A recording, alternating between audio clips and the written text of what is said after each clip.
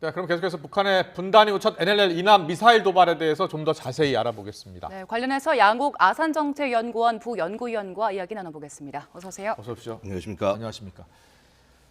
자, 북한이 미사일 10발을 쐈는데 그 가운데 한 발이 NLL 이남 남쪽으로 떨어졌습니다. 자, 어떤 미사일을 쏜 것으로 추정되고 있습니까? 뭐 일단 정확하게 미사일을 추정하기는 어렵습니다. 지금 네. 이 일본 측의 발표로 봤을 때는요, 네. 사거리가 한 거의 200km 가까이, 고도가 100km까지나 발사가 됐습니다. 그러니까 예. 살짝 높게 발사를 한 것이고요. 이 미사일의 성능, 거기서 이제 보면 약간 변칙 기동의 가능성이 있다라는 표현을 일측에서 했습니다. 이걸 봤을 때는 KN-23 이 단거리 미사일 가능성이 엿보입니다. 알겠습니다. 예. 네, NLL 이남으로 떨어진 게 사실상 처음이잖아요. 이게 예. 의도가 뭘까요? 뭐 여러 가지 의도가 있을 수 있습니다. 아까 무슨 미 측에서는 핵실험, 7차 핵실험을 앞둔 여러 가지 그 맥락상의 그런 그 흐름이다. 즉, 뭐 예를 들어서 한미 연합 훈련에 대응하면서 거기에 대해서 그 불만을 표시를 하면서 일종의 핵실험을 할 수 있는 그런 어떤 근거다라고 표현하는데 저는 조금 달리 봅니다. 왜냐하면 이게 우리가 맥락을 좀 훑어볼 필요가 있는데요.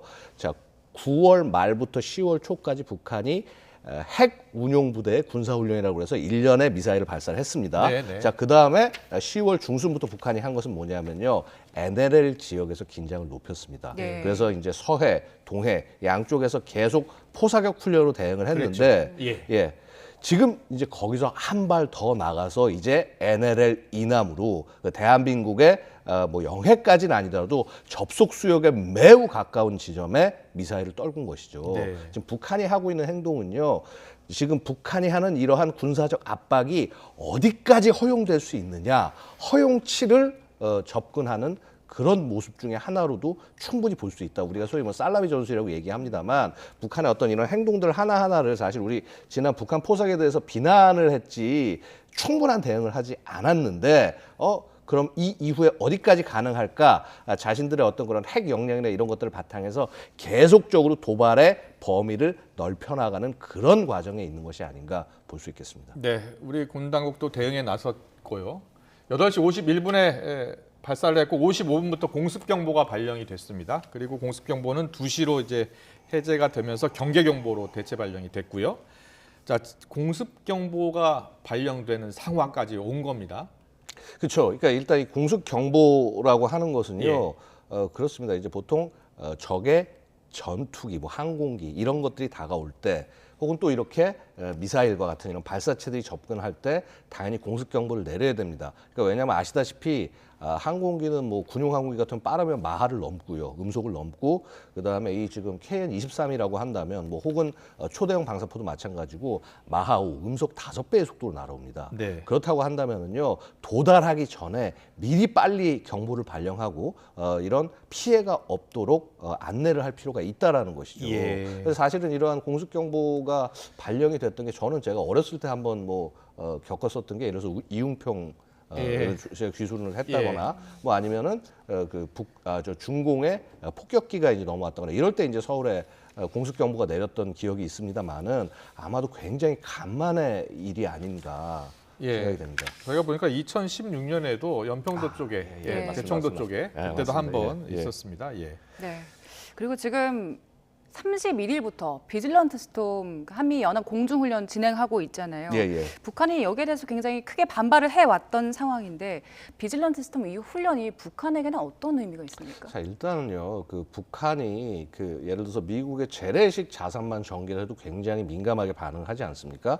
특히 이제 항공모함 전개를 놓으면은 무슨 뭐 침략의 전초다 하면서 굉장히 난리를 피우는데, 그 항모에 탑재되는 최첨단 전투기가 해봐야, 예를 들어서 고정익기 기준으로 했을 때 해봐야 한 60여 척 정도밖에, 60여 대밖에 되지 않습니다.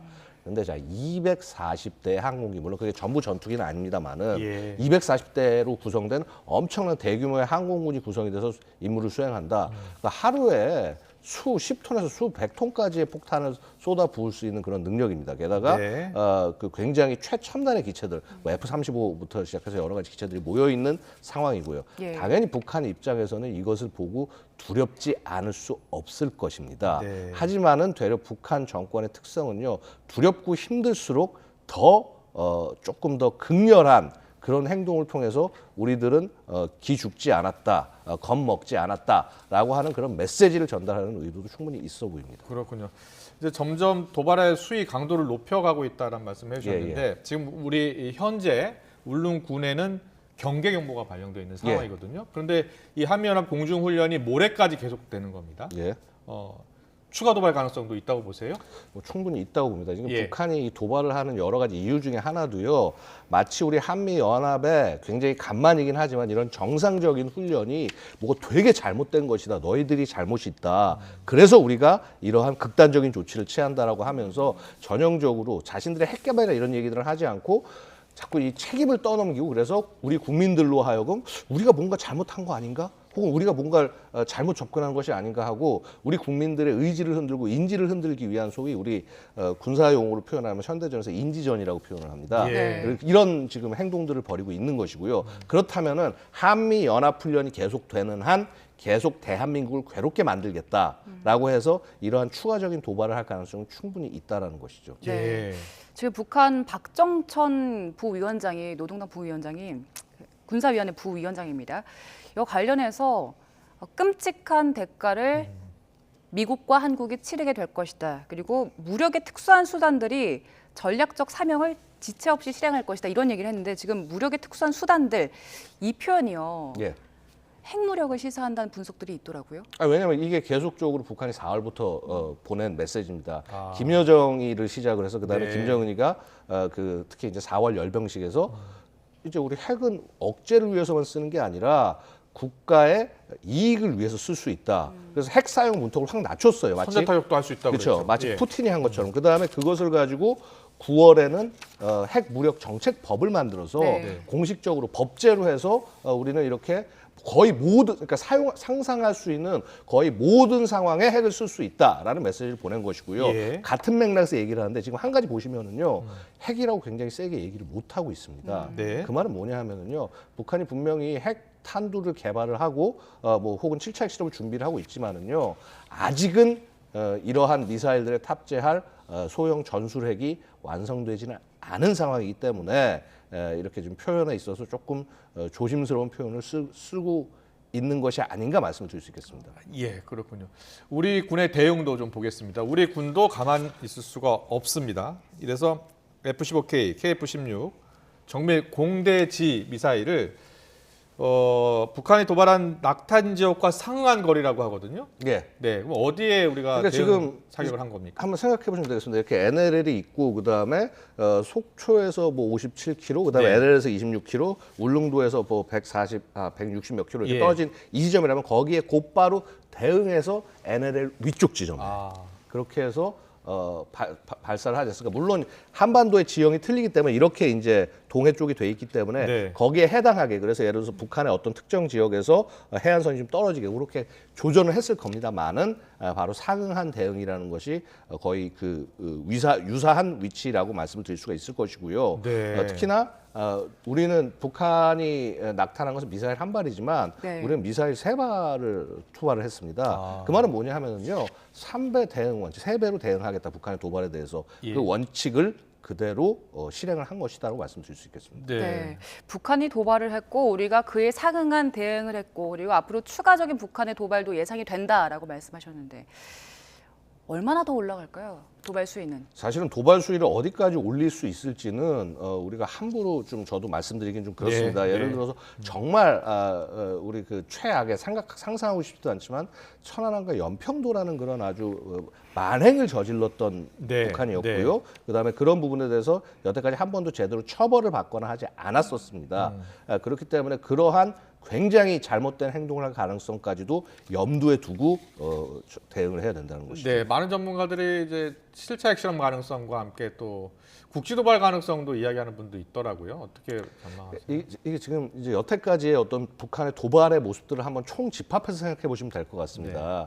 특히나 이제 북한의 도발 수위가 굉장히 특히 재래 도발이 또 심했던 것이 2015년을 생각할 수가 있을 것입니다. 예. 자, 그때 8월에 북한의 목함질의 도발, 포격 도발 이후에 우리 군이 상당히 강경하게 대응을 했고, 사실 그것은 우리뿐만 아니라 한미 양국이 손을 잡고 굉장히 강경한 대응을 했던 그런 기억이 있습니다. 그래서 기본적으로 북한이 뭐 예를 들어서 NLL에서 도발한다, 그다음에 네. DMZ 지역에서 도발도 충분히 가능하고요. 그 말씀드렸다시피 굉장히 우리가 상상하기 힘들거나 혹은 원점을 찾기 어려운 식의 공격을 통해서 우리의 삶을 흔들 가능성이 충분히 있다. 특히나 지금 이제 북한이 최근에 대놓고 하지 않지만은 조금씩 준비를 했던 것이 사이버전이라든가 전자전 같은 것들이 있는데요.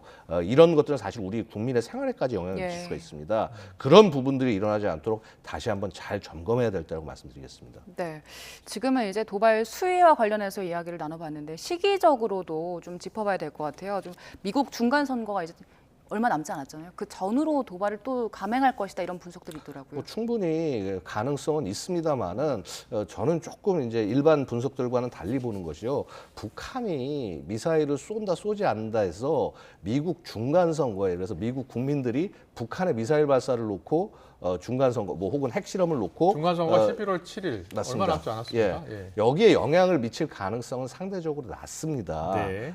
되려 이제 이것은 어떻게 보면은 북한 자체가 이렇게 우리는 미국에 개입할 수 있다라고 하는 것들을 보여주기 위해서 그렇게 접근을 하는 것이고요. 지금 북한의 여러 가지 행태를 보면은 네. 마치 러시아나 중국과 같이 이런 국가들과 같이 조금 뭔가 이렇게 자신은 그러한 급으로 이런 행동을 하고 국제사회에 보여줄 수 있다. 이런 부분에 굉장히 좀 집착하는 그런 모습들도 일부 볼 수가 있다라는 것이죠. 네. 그래서 결국은 이게 미국이 그 중간 선거에 영향을 미칠 수 있어서라기보다는 네. 되려 자신을 그것과 동급으로 만들기 위한 그런 접근이 가능하다. 근데 하지만은요, 이 말씀은 제가 꼭 드리고 싶은 것이요.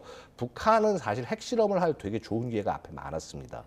근데 되려 어떻게 보면 계속 지금 뒤로 미뤄지고 있는 모습인데요. 어떤 기회가 있던 건가요? 예를 들어서 뭐 6월이라든가 그때 올해 안에도 굉장히 많은 기회가 계속 있었다는 한다 거죠. 그랬었죠. 예. 전망이 계속 나왔습니다만 안 했죠. 예, 결국 이것은 뭐냐 하면요. 2016년이나 2017년처럼 그러니까 5차, 6차 핵실험처럼 나름의 로드맵이 쫙 준비가 돼서 거기에 맞춰서 자기들이 실행하면 됐던 것과는 달리 살짝 이 7차 핵실험에 있어서는 그렇게 부드럽게 준비가 충분히 되지 않았지 않겠느냐. 결국 준비가 되는 대로 시기와 구애받지 않고 실험할 가능성이 우리 정보 당국의 입장은 최근에 입장을 보면은 이미 준비가 다 완료됐다. 네. 이렇게 분석을 하고 있더라고요. 그 준비가 완료됐다고 하는 것은 바로 뭐냐 하면 예. 그런 시험장이라든가 기타 여러 가지 네, 조건들이 준비가 다 됐다는 것이고요.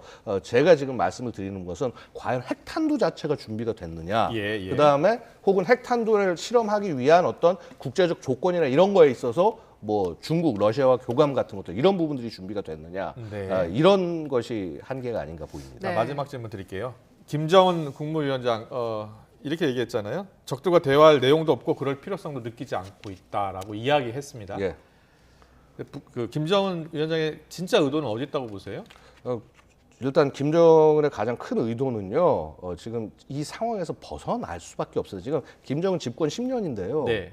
성과가 미사일밖에 없습니다. 이런 도발을 통해서 무엇을 얻을 수 있다고 보고 있나요? 결국은요. 이런 도발을 통해서 얻을 수 없었죠. 북미 회담 보면 그거 정확히 드러나지 않습니까? 예. 결국 그렇다고 한다면 자력 갱생전이라는 것을 끌고 나가기 위해서는요. 결국 위기 국면을 고소하고 끌고 나가면서 결국 자기 아버지 김정일이가 했던 그 발걸음을 선군 정치 혹은 네. 이제 저는 뭐 이게 미사일 정치라고 일종의 저는 표현을 하는데 네. 그런 모습으로 끌고 나가면서 북한을 위기 체제를 핵과 미사일을 통해 극복해 나가는 지도자로서 결국은 보여줄 수 있는 것이 김정은이 할 수 있는 한계다. 그렇기 때문에 지금 더욱더 강경한 모습을 보일 수밖에 없을 것이다. 말씀을 드리겠습니다. 네, 한미연합 공중훈련이 모레까지 예정이 돼 있고요. 북한의 도발 수위가 점점점 높아지고 있고 양욱 위원께서는 추가 도발 가능성도 있다라고 보고 계셨습니다. 지금까지 양욱 아산정책연구원 부연구위원과 함께했습니다. 잘 들었습니다. 감사합니다.